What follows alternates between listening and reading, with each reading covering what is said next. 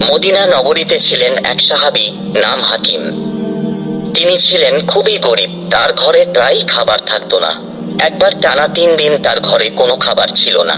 স্ত্রী সন্তান সবাই ক্ষুধায় কষ্ট পাচ্ছিল।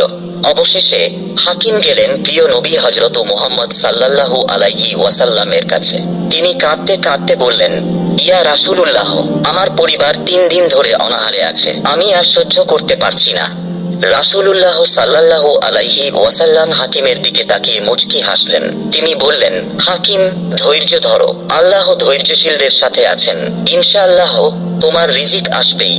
রাসূলুল্লাহ সাল্লাল্লাহু আলাইহি ওয়াসাল্লামের কথা শুনে হাকিম কিছু না বলেই ফিরে গেলেন। সে রাতেই মদিনার এক ধনী সাহাবী আব্দুর রহমান ইবনে আউফ রাই হাকিমের ঘরের সামনে এসে দাঁড়ালেন। তিনি বললেন, ভাই হাকিম, আল্লাহ আমাকে অনেক সম্পদ দিয়েছেন, আমি চাই তুমি কিছু গ্রহণ করো। খেজুর এবং কিছু টাকা দিলেন। হাকিমের চোখে পানি চলে এলো। তিনি বললেন, আলহামদুলিল্লাহ, ধৈর্য ধরলে আল্লাহ কখনো কাউকে ব্যর্থ করেন না।